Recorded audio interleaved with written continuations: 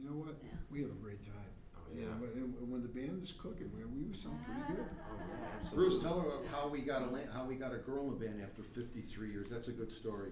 We were playing Yeah.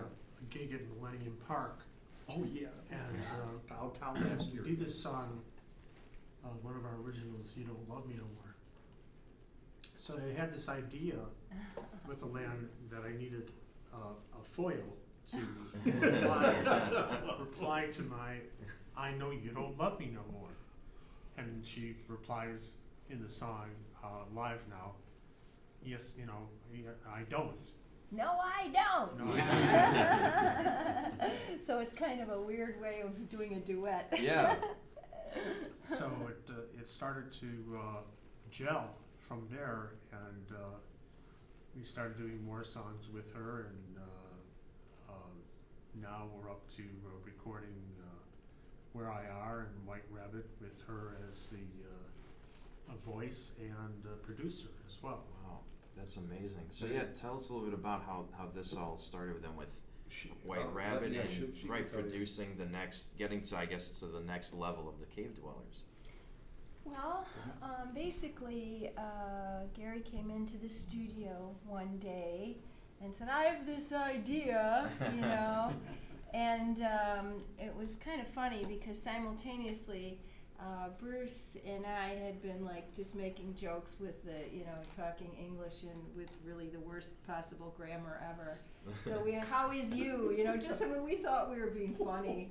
And so anyway, so what does he do? But he decides that this name of this song is called Where I Are. Perfect. Yeah. So anyway, he came, and it was Mary Ann who actually said, "Oh, that would make a good video." So I'm like, "Well, wait a second. I've had experience in that area. Mm-hmm. I know some really good videographers, and Greg Bizzarro in particular, who I had worked with." And so I started, I like to, have envision things, right? Yeah. And so Mary Ann put into one paragraph a super great, synopsis of Gary's artistic vision of this song. Wow. That he came to the rehearsal with, and so I just get this email with this paragraph in it, and I was like, wow, this paragraph, which had about maybe 9 sentences in it, it was like a full-blown, I could totally see this a huge music video, but larger than life. She did a great job with just taking the idea of the song and really magnifying it into a kind of a very inspirational, joyful message song, and it's fun at the same time. So we just went ahead and I don't want to say we just went ahead. I mean, there was a lot that went into it, but everybody was so great, cooperating with all of the ideas that we had, and so I just kind of put things together. But obviously, if you don't have some really great characters to work with, some great people to work with, you're not going to,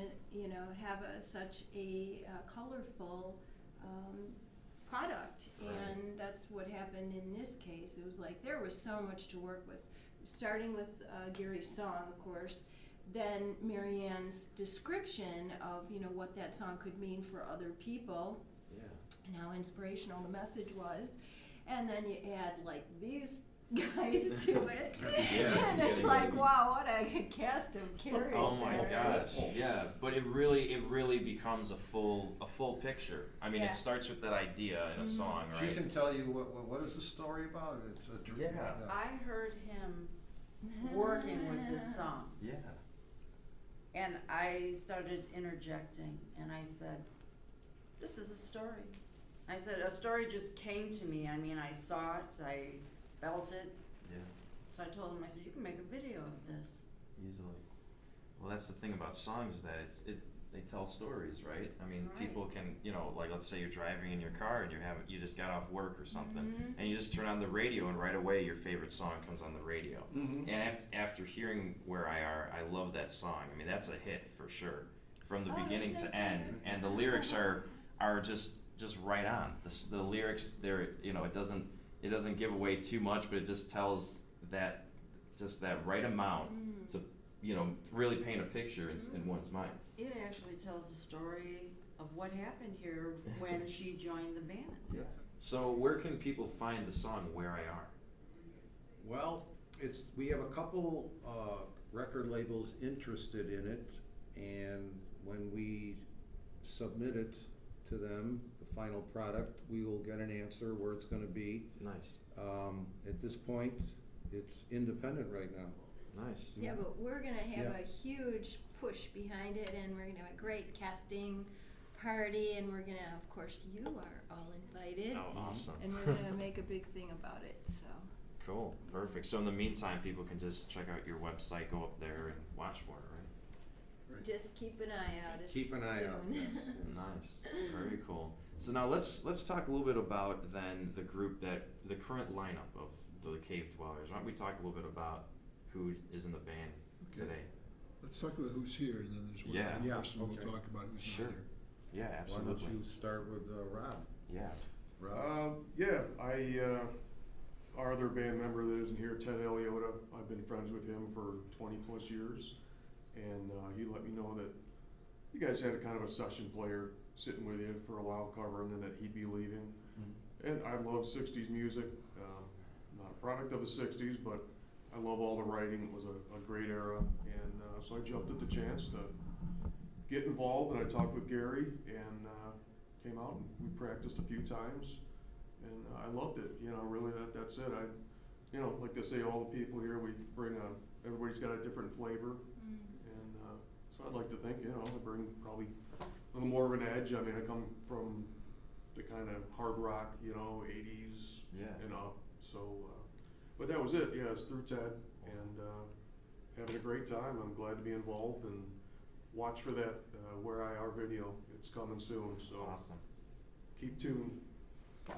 Yeah, I'm Rod, and I'm mainly a blues guitar player, but when these guys called me, I was like totally honored. They're great. I love the music. And I used to listen to radio under my pillow to Dick Biondi and all the great DJs of the 60s, and I just love that music, and it's an honor to be here. Not with us today is Ted Aliota. He was a founding member of Aliota, Haynes, and Jeremiah. The band had a hit back in 1971 called Lakeshore Drive. We didn't mention Kevin Paul, who played guitar on the video, and he did a great job, and he played some gigs with us, and he was really great to play with. Nice. That's amazing. So then, with the new lineup, with the current lineup, I should say, of the Cave Dwellers, where do you guys see yourselves, I guess, in like the next year, or even just the next few months down the line? I know with new seasons hitting and new festival seasons coming around, where do you guys see yourselves? We're going to try to keep getting booked and exposing ourselves to the Chicagoland area. We've been playing all over the place: Elgin, Glenview, Carroll Stream, St. Charles, Stickney. I mean, it's almost difficult. Time out, Rick. It's almost difficult to start a following because we're so far out everywhere. And but I think that we're going to catch on, and we're starting to get booked in some of the better rooms. That's awesome. And if the video clicks, who knows? We could be Time playing- out. Your buddy Mr. Gray wants us to come down to New Zealand. Well, Nice. Possibly. Nice. Phil Gray, we just talked to him. Hey, mate, you want to go to We New don't Zealand? know. we don't know if anything would ever happen with that. Yeah. Just with the video. It would have to be something in connection with a trip to Australia. Sure. Yeah. But, we'd be up for something like that, and it's like we're on the senior tour here. We're having fun, and Where I Are, I think, is a really great song that Gary wrote, Yeah. and he sings it, and now we've got a second video that we just made. That's amazing. What's the second music video, right? The second recording? Oh, I know. Well, I think that it started out with actually Bruce and me, and it was, I think, Voya. We were just goofing around. He goes, "Oh, you should try to sing White Rabbit." I said, "I don't have that kind of a voice. Like I have a more like melodic, voice." And then, but it turned out that just in that one little thing we were doing by ourselves, we thought, "Oh, well, maybe I could sing this." So then we brought it into our Cave Dweller rehearsal, and then once we started going on the Where I Are video, I'm like, video. There we go. A video on this. Dollar signs again. And then I have a friend who dances at this place called the Alhambra Palace. It's like a Persian yeah. dining place. I went and I started talking to the manager, and I said, you know, we have just this little band, and we were kind of just trying to, you know, see if maybe we could come in, slide in one day, and just, you know, do our little video. And he was in a really good mood, and he said, sure. You That's know. so cool when you talk about the behind the scenes of a music video and what it comes to be, and the final product is just amazing, right?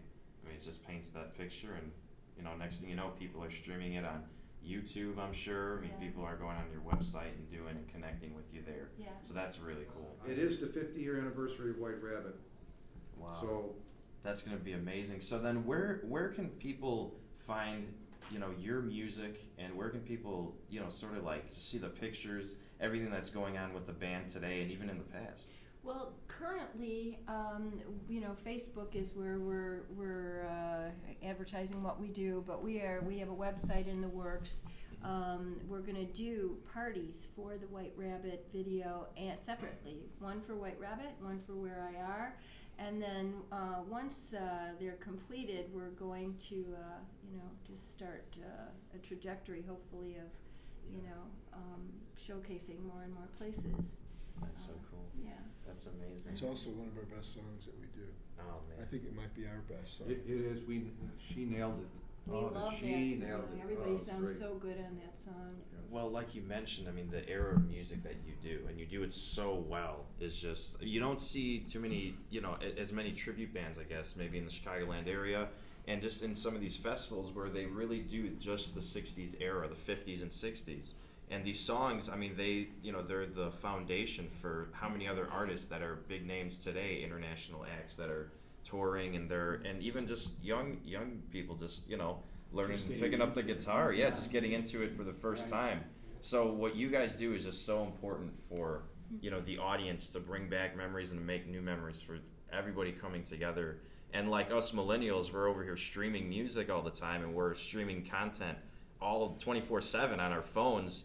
You know, next thing you know, it's so cool to go on social media, and I'm like, oh wow, there's the Cave Dwellers from 1965. You know, there's the, you know, the magazine where, I mean, you guys were actually featured in a Chicago magazine where the Beatles are on the front cover, and there's like 2 or 3 pages in there where it's an article talking all about the Cave Dwellers. So this content like that is so cool to like go on your phone. You know, you have it all there, and people are here connecting with you guys and hearing your music from, you know, how many years ago. So I think what you guys do is awesome, and really you guys have to check out this band, the Cave Dwellers.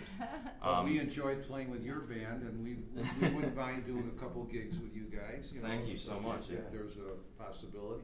Yes, sir. And then this interview is going to also be streamed on tomorrowsalliance.com, also our website, GoodTimesRadio-TV.com.